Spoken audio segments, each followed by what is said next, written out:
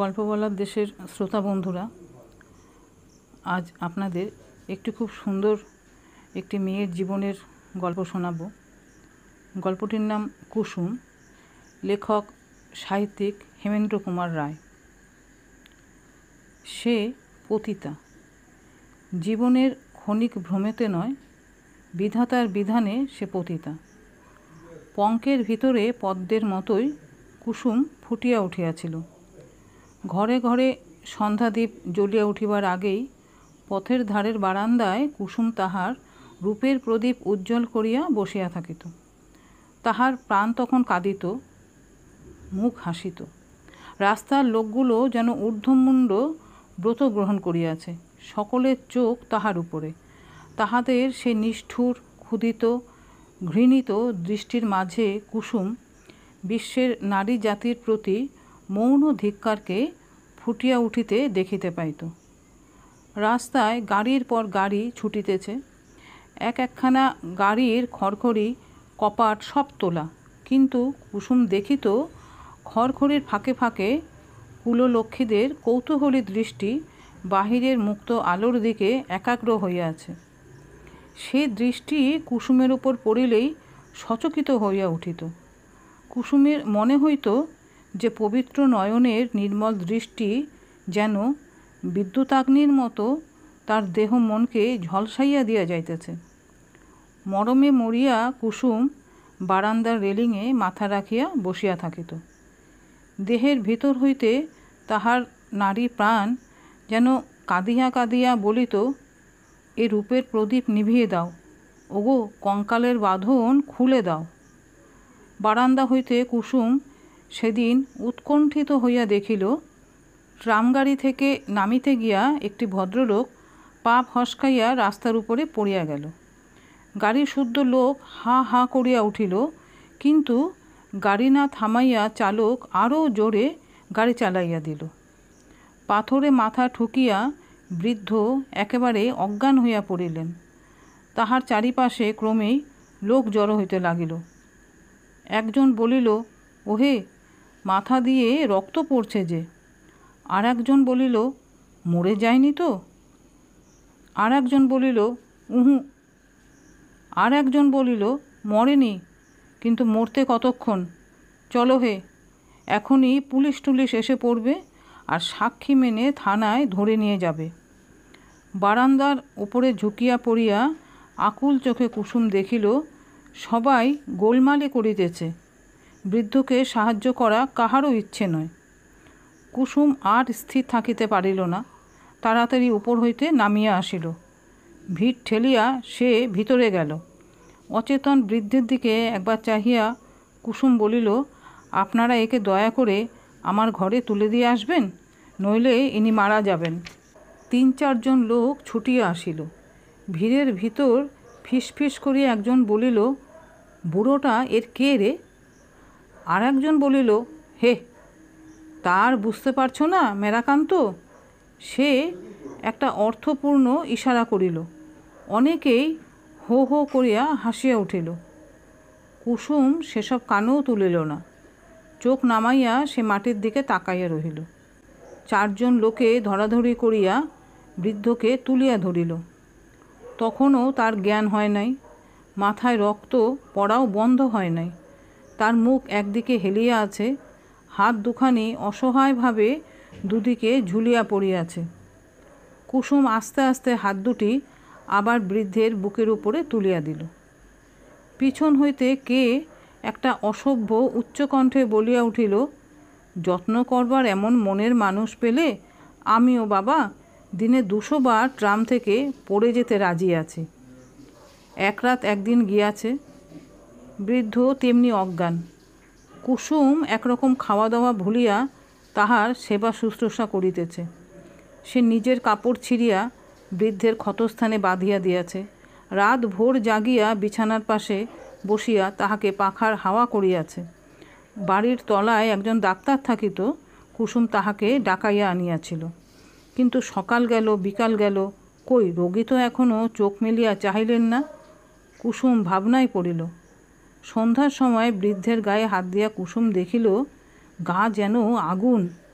ভয় পাইয়া তখনই সে চাকরকে একজন নামজাদা ডাক্তার ডাকিয়া আনিতে বলিল। ডাক্তার আসিল। সে বয়সে যুবক, সবে বিলাত হইতে ফিরিয়াছে। পরীক্ষার পর ডাক্তার বলিল, এর অবস্থা বড় ভালো নয়। কুসুম কাতরে বলিল, তবে কি হবে? ভালো করে চিকিৎসা হলে বিশেষ কোনো ভয় নেই। রোগীর মাথায় ব্যান্ডেজ বাঁধিয়া ও প্রেসক্রিপশন লিখিয়া ডাক্তার উঠিয়া দাঁড়াইল। কুসুম ডাক্তারের হাতে ভিজিটের টাকা কটা গুজিয়া দিল। আঙুল দিয়া টাকাগুলি অনুভব করিতে করিতে কুসুমের দিকে চাহিয়া ডাক্তার বলিল, ইনি তোমার কে? কুসুম কি উত্তর দিবে ভাবিতেছে, কিন্তু তার আগে ডাক্তার বলে, ইনি বুঝি? ডাক্তার কি বলিবে সেটা আগে থাকিতেই আন্দাজ করিয়া তাহার কথা শেষ না হইতে হইতেই কুসুম সবেগে মাথা নাড়া দিয়া বলিয়া উঠিল, না না না। তবে কুসুম অল্প দু চার কথায় সব বুঝাইয়া দিল। ডাক্তার খানিকক্ষণ ভাবিল, তারপর বলিল, দেখো, তুমি এক কাজ করো, একে কাল সকালে হাসপাতালে পাঠিয়ে দাও। সেখানে ভালো চিকিৎসাও হবে, আর হঠাৎ কিছু হলে তোমারও কোনো দায় দোষ থাকবে না। দরজার কাছে দাঁড়াইয়া এক প্রৌঢ়া স্ত্রীলোক ডাক্তারের কথা একমনে শুনিতেছিল। এখন হঠাৎ সে ঘরের ভিতরে ঢুকিয়া বলিল, আমিও তাই বলি ডাক্তারবাবু, দেখ দেখিন কোথাকার আপদ কার ঘাড়ে এসে পড়ল। ও ছুরি মতিচ্ছন্ন হয়েছে। আমার কথাতে কিছুতেই ও কান পাতবে না। আপনাদের 5 জনের দয়ায় কোনো রকমে 2 টাকা 5 টাকা ঘরে আসে, তাও হেন রে তেন রে, রোগী রে, ডাক্তার রে, ওষুধ রে, পথ্যি রে। ভালো মানুষের ওসব কি পোষায় না ভালো দেখায়? তা তুই? কোনো রকম উত্তরের অপেক্ষা না রাখিয়া আপন মনে সে গড়গড় করিয়া বলিয়া যাইতেছিল। কিন্তু কুসুম অধীর হইয়া বলিয়া উঠিল, যা, তুই থাম বলছি। থামবো?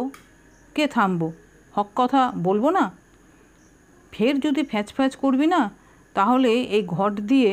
বলিতে বলিতে কুসুম জলের ঘটির দিকে হাত বাড়াইল। কুসুমের মা ভয় পাইয়া ঘর থেকে বাহির হইয়া নিচে নামাইয়া গেল এবং সেখান হইতে অকথ্য ভাষায় মেয়েকে গালি পাড়িতে লাগিল। সেদিকে কান্না পাতিয়া কুসুম ডাক্তারকে বলিল, এর জ্ঞান হবে কখন? ডাক্তার এতক্ষণ চুপটি করিয়া কি এক চোখে কুসুমের দিকে চাহিয়াছিল। তাহার প্রশ্ন শুনিয়া বলিল, আজ রাতে জ্ঞান হতে পারে, তবে বলা যায় না। তারপর হাত বাড়াইয়া বিছানার উপর হইতে টুপিটা তুলিয়া লইয়া বলিল, তবে আমি এখন চললুম, আসুন। কুসুম ডাক্তারকে নমস্কার করিল। যাইতে যাইতে হঠাৎ দাঁড়াইয়া পড়িয়া ডাক্তার বলিল, দেখো, তোমার ভিজিটের টাকা ফিরিয়ে নাও। কুসুম সবিস্ময়ে বলিল, কেন? ডাক্তার স্নিগ্ধ চোখে কুসুমের চকিত চোখের দিকে চাহিয়া শুধু বলিল, না। কুসুম অত্যন্ত সন্দেহ ও বিরক্তির সহিত কহিল, কেন নেবেন না, বলুন আপনি। কুসুমের মনের ভাব বুঝিয়া ডাক্তার মুখ টিপিয়া নীরব হাস্য করিল।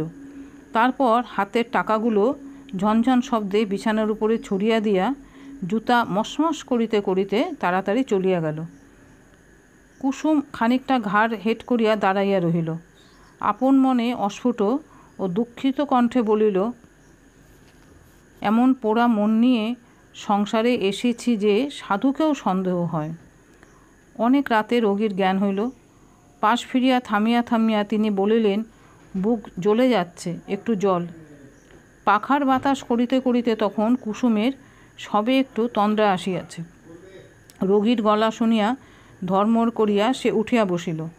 তাড়াতাড়ি কুজা হইতে একটা কাচের গ্লাসে জল গড়াইয়া সে রোগীর মুখের কাছে ধরিল। জল পান করিয়া রোগী আরাম পাইলেন। কুসুম তাহার তপ্ত কপালে আপনার ঠান্ডা হাত দুখানি আলতোভাবে বুলাইয়া দিতে লাগিল। তিনি আহ বলিয়া চোখ বুজিলেন। খানিক পরে আবার তাহার তৃষ্ণা পাইল। কুসুম আবার জল দিল। রোগী খানিকক্ষণ বিষণ্ণ দৃষ্টিতে চাহিয়া রহিলেন। কে? মা সুধা? মুখ ফিরাইয়া কুসুম বলিল, না না, আমি পোড়া কপালি। রোগী চোখ খুলিয়া আপনা আপনি বলিলেন, এত রাত অবধি জেগে আছিস মা? সে কি কথা, সে কি সুর! কুসুমের সারা বুক ভরিয়া উঠিল। খাটের পরে মাথা রাখিয়া সে এক মনে সেই সুর আপন মনের মধ্যে উল্টাইয়া পাল্টাইয়া শুনিতে লাগিল। তার বোধ হইল সে যেন এই বিপন্ন বৃদ্ধের আপন কন্যা। বাবা যে কেমন কুসুম তো এ কথা কখনোই জানে নাই। আজ যেন তারই একটা অজানা আনন্দের আভাস প্রাণে তার জাগিয়া উঠিল। হঠাৎ ঘরের দরজা বাহির হইতে করাঘাত হইল। কে ডাকিল? কুসুম। কুসুম শুনিয়াও শুনিল না। সে তখনও বুঝি মা ডাক শুনিতেছে। কুসুম, ও আমার কুসুম কলি। কুসুম চুপ। ও কুসুম, শুনছ? সঙ্গে সঙ্গে আগন্তুক বাজখাই গলায় কি একটা গান ধরিয়া বসিল। সে তো গান নয়, যেন ষাঁড়ের ডাক। এবার কুসুমের মনে ভারী ভয় হইতে লাগিল, রোগী যদি শুনিতে পান। হঠাৎ গান থামাইয়া, ওগো কুসুম। ও তো কিন্তু কথা শেষ হইতে না হইতেই হঠাৎ নীরবে দরজাটা খুলিয়া গেল এবং বিদ্যুতের মতো বাহিরে মুখ বাড়াইয়া নিম্ন অথচ তীব্র স্বরে কুসুম বলিল, ফের যদি কুসুম কুসুম করবে তাহলে ঝ্যাঁটা মেরে বিষ ঝেড়ে দেব, বেরো এখান থেকে।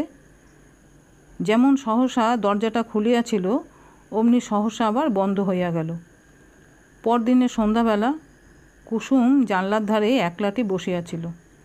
আজ সকালে রোগীর জ্বর হঠাৎ বাড়িয়া উঠাতে কুসুম ভয় পাইয়া অনিচ্ছা সত্ত্বেও রোগীকে হাসপাতালে পাঠাইয়া দিয়াছে। না দিয়া আর উপায় কি? আপন জীবনের মলিনতা কুসুমকে সবসময় কাতর করিয়া রাখিত।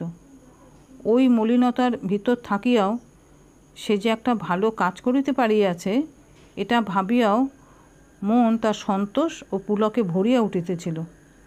আর রোগীর উপরে তার কেমন একটা মায়াও পড়িয়া গিয়াছিল। রোগীর সেই রোগকাতর মুখখানি এখনও তার প্রাণের ফাঁকে ফাঁকে উকি মারিতেছিল। দিনের ভিতরে 4-5 বার চাকর পাঠাইয়া কুসুম রোগীর খবর লইয়াছে। জানিয়াছে সে রোগীর বাড়ির লোকেরা কেমন করিয়া সংবাদ পাইয়া হাসপাতালে আসিয়াছে।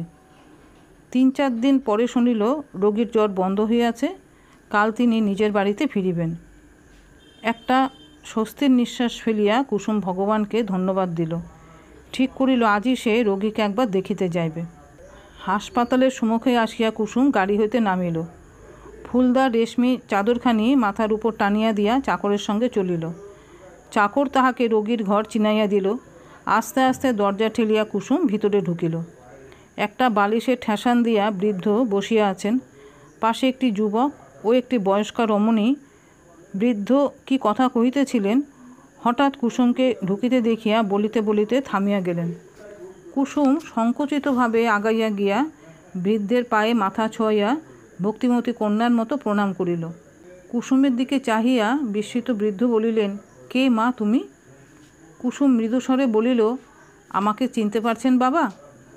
ভালো করিয়া কুসুমের মুখ দেখিতে দেখিতে বৃদ্ধ বলিলেন, চিনি চিনি করছি বটে, বোধ হয় অসুখের সময়ে তোমাকে কোথায় যেন দেখেছি, তাই নয় কি?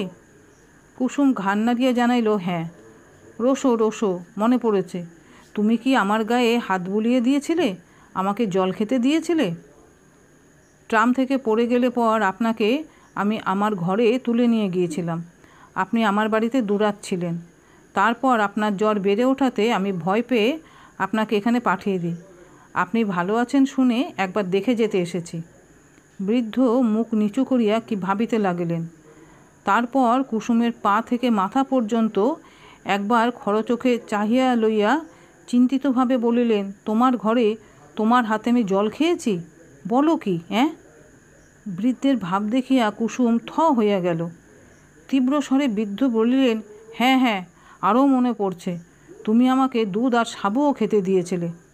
একটু থামিয়া হঠাৎ বিছানার উপরে সোজা হইয়া বসিয়া উগ্র কণ্ঠে তিনি আবার বলিয়া উঠিলেন, গণিকা, তুই জানিস আমি ব্রাহ্মণ? কুসুমের মাথা হেঁট হইয়া গেল। আমার জাত মেরেছিস? তার চেয়ে আমি মরে গেলাম না কেন? পাপিষ্ঠা, আবার কি করতে এখানে এসেছিস তুই? কুসুম কিছু বলিতে পারিল না। আড়ষ্ট ও জড়সড় হইয়া দাঁড়াইয়া রহিল। বৃদ্ধ কর্কশ্বরে বলিলেন, কথা ক, বল কি চাস তুই? বকশিস? কুসুমকে ঠিক যেন কে একটা ধাক্কা মারিল। গর্বিতভাবে হঠাৎ মাথা তুলিয়া দৃঢ়স্বরে সে বলিল, হ্যাঁ।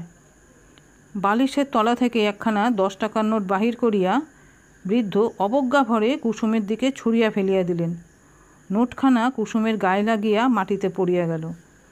কুসুম হেঁট হইয়া নোটখানা তুলিয়া লইল। তারপর কোনো দিকে না চাহিয়া নত মুখে দৃঢ়পদে ঘর ছাড়িয়া চলিয়া গেল। কুসুম রাস্তায় আসিয়া দাঁড়াইল। একটা খোড়া ভিখারি হাত পাতিয়া বলিল, মা, কিছু ভিক্ষে দাও মা। কুসুম অত্যন্ত তাড়াতাড়ি নোটখানা ভিখারির হাতে গুজিয়া দিল। ভিখারি প্রথমটা হতভম্ব হইয়া গেল। তারপর কুসুমের পায়ের তলায় পড়িয়া গদগদ কণ্ঠে বলিল, জয় হোক রাজা মা, জয় হোক। কিন্তু সে জয়ধ্বনি কানে প্রবেশ করিল না।